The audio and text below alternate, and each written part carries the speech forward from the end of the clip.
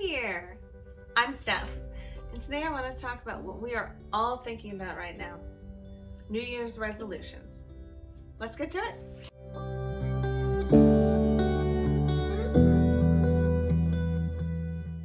First of all, let's start by putting it out there that you don't have to make resolutions just because it's January. You can make goals for your life any time of the year. I suggest that you revisit these goals every season even, because throughout the year, you change and your goals do too. Some of them will stay the same, some won't, and that's normal. Don't be so hard on yourself that you need to only evaluate your life at the beginning of the year and the end of the year. It's not practical. All right, let's get to step one.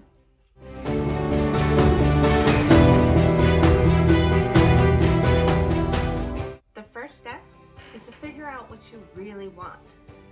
The best way to do that is to dream big. Visualize your ideal life. Everything about it. What's your job, your house, your car, your family, your friends, your food that you eat, your entertainment, your activities, your lifestyle, your bedtime, your wake up time, your adventures, your cleaning schedule, everything. Everything big and small. Just dream up your perfect life. If money wasn't an issue, if other people's feelings and desires weren't an issue, if there were absolutely no limits, what would your life look like? Next, you need to put these wildest dreams onto paper, whether it's writing them down in a journal or a list, or visually, like creating a vision board. No matter how you do it, you need to take your vision, your ideal dream life, and make it real, make it physical, something you can see, something you can touch.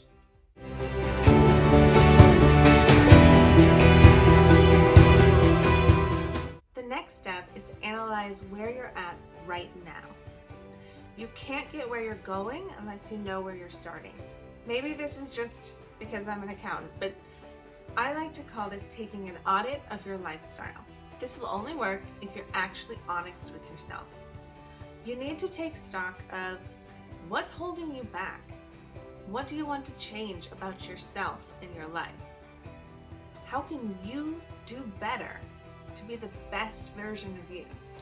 What little things are eating up your time and your resources? What no longer serves you? What's holding you back? Is it fear? Is it a lack of money? Is it a person? Be completely honest with yourself about what it is that's keeping you from your dream life. When you analyze what you want to change about yourself, try and be as self-aware as possible. Are you impatient? Do you yell at your kids more than you would like to? Do you get frustrated with your spouse more often than you would like to? Do you find yourself putting off your responsibilities? Whatever it is that you need to change about yourself, write it down. How can you do better at being the best you? All of us can do better. No one is perfect. Absolutely no one is perfect. There's always something we can improve and grow on, and that's how it should be. Once we stop learning and stop growing, we stop living. What is eating up your time and resources? Is it the daily trip to Starbucks? Is it the smoking habit or the drinking habit? Is it Netflix? Is it TikTok? I know that one's a big one for me. There are little choices we make every day that affect the big picture of our life. Every time we open social media on our phone and scroll through for hours, that's hours we could have been doing something more meaningful to our life. Every time we spend money on something that's hurting us, we're taking away from the happiness we could be having in our future. Only you can decide what's adding value to your life and what's not. Because if it's not serving you anymore, if it's not adding value to your life, then it's just eating up your time and resources. If it's something that means a lot to you and you really enjoy it and it's a meaningful part of your day, keep it. Only you can decide what is no longer adding value.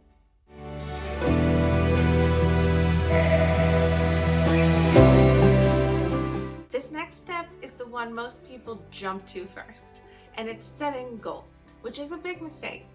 You need to start with step 1, what's your biggest dreams? Step 2, where are you currently at? So you know where you are and where you want to go before you can jump to the third step, which is how are you going to get there? Most people set goals that are vague and big picture. I want to lose 40 pounds. It's actually one of my goals. But that can be really difficult.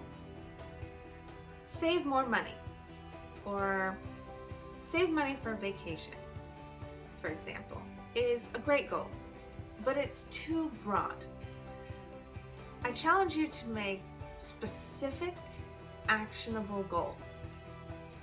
For example, if your goal is to lose weight, set goals for how many days a week you want to exercise, what form of exercise you're going to do, what time of day and where you're going to do that exercise. These are steps that you can plan that are actually actionable.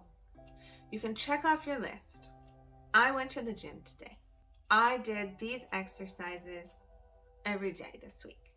And if you miss one, if you don't go to the gym that day, or if you skip a week, it doesn't feel like it's all lost. You can just start again the next day or the next week. It's easy to pick it back up. If your goal is to lose a certain amount of weight and you're not reaching that goal after a certain amount of time, it's gonna fall off and it's gonna feel unattainable. Make specific, actionable goals. If your goal is to save money for a vacation, make it specific. Create a budget. I have a very complicated budget spreadsheet that probably doesn't work for anyone who's not an accountant. My husband refuses to even look at it. But put your budget down on paper. There are apps and websites that you can use for this that help you create budgets and track how much money you're spending against those budgets. You can use Excel and create a spreadsheet, or you can just write it down on a piece of paper. Create a budget for yourself so you know how much money is coming in, how much money has to go out. Always start with your bills that have to happen. Your rent or your mortgage, your car payment, your student loan payments, all the bills, utility bills, credit card payments, things like that. All of the bills you have to pay go on the budget first. And then you add in other things like how much you typically spend a month on groceries, how much you typically spend a month on gas. I can go more into creating a budget another time if you're interested in that. The point is, put down all the expenses that you have to spend and see how much money you have left of your income. The first time you do this, you're probably gonna look at it and say, wait a second, it says I have this much money left over, but I never have that much money left over. And that's because the little things add up.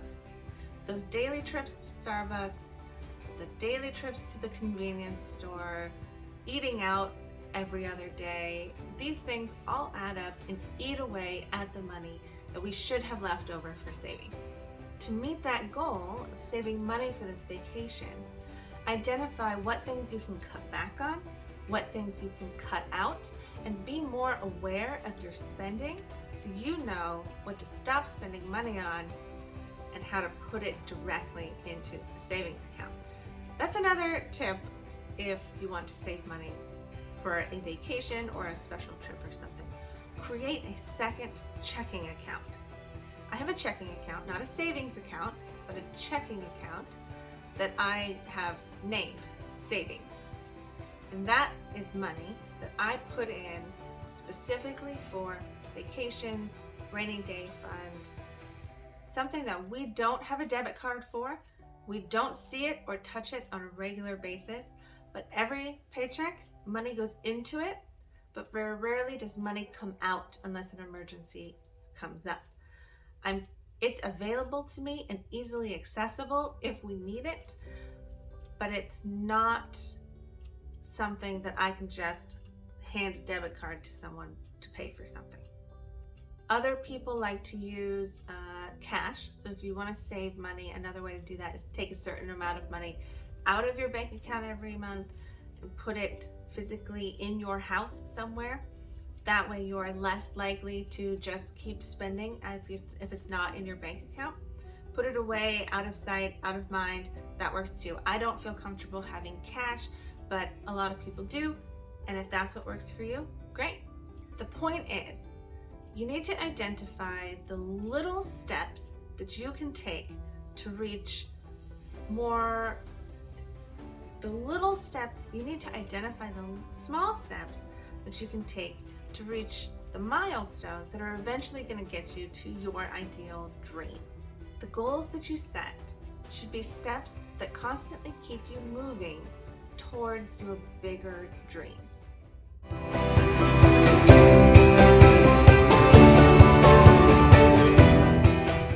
The final step is accountability. What's going to keep you motivated to reach these goals? What's going to keep you moving towards that bigger dream? If you have the ability to have someone else keep you accountable, I suggest you take it. Who is that person that's holding you accountable? Is it your significant other? Is it your best friend? Is it your mom or your sister or brother? It can be anyone. But you want to take a few things into account.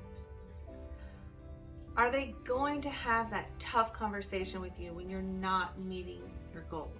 When you're sliding into old habits, are they going to give you that reality check that you need?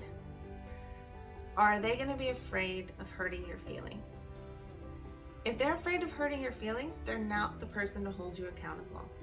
You need someone who's going to have that tough conversation.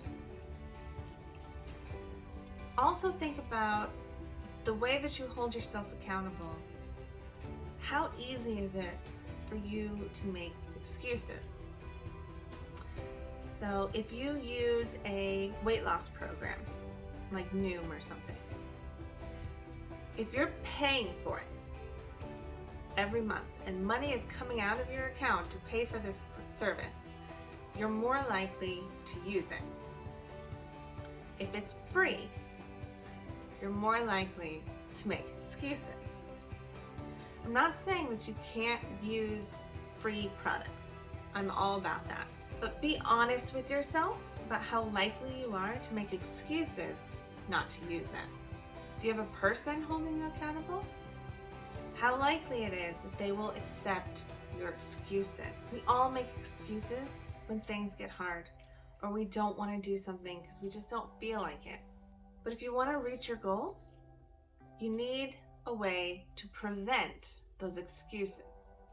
The next thing you want to think about is what's at risk. Again, if you're paying for a product or a personal trainer, or if you've already bought the tickets for your vacation, that is money that's at risk. That's one way to hold yourself accountable. Another thing is what you're missing out on by not reaching these goals, or that ideal life that you want. How much less time you have to enjoy it because you're dragging your feet on these goals.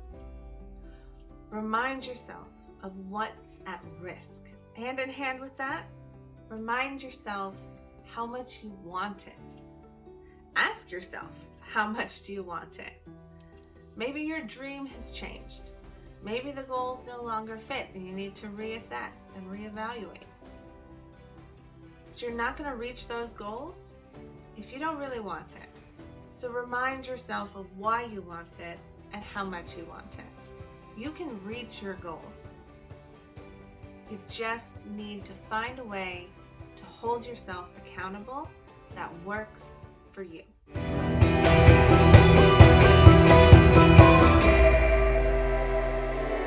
I personally have big dreams and a long way to go to get there. So I have separated my goals into the different aspects of my life. I have my very personal goals, my physical goals, my family goals, my financial goals, and then my specific business goals. There are a lot of things standing between me and my ideal life, my big dream. But each one of these goals is a small step towards that dream. And that helps keep me motivated to keep moving forward. I use all of these steps that I've just talked about in my own life. And I like to do a big overhaul of my goals every January 1st. New Year's resolution is ingrained deep. But then I revisit them every couple of months. And I check off the ones that are completed and I evaluate the progress of the ones that aren't finished yet. I remove the ones that no longer apply and I add new ones that I hadn't thought of the first time. I'm not going to reach my dream by the end of the year. That's a reality for me. Maybe your dream is closer. Maybe not. The point is, you need to set goals to keep moving toward the dream. You don't need to set a goal of when the dream happens. You don't need to set a time frame for when these goals are accomplished. You can if that's important to you, but you don't have to. Your dreams will come over time. Your dreams will change over time. The important thing is that you're always moving toward your dreams. As they change direction, your steps change direction too. But keep moving forward. I hope you enjoyed this video and I hope I helped give you some insight into how you can set actionable goals for your life and your year. If you're sitting down and making your New Year's resolutions, give these a try. See if it makes a difference this year, especially if you're like I used to be and completely forget what your goals were by the 1st of March. I would love to hear in the comments what your goals are. If you want more of me, you can find my blog at fortnerthoughts.com, my food blog at fortnerforage.com, and my podcast at crimeandconjure.com, or we're on any of the streaming platforms.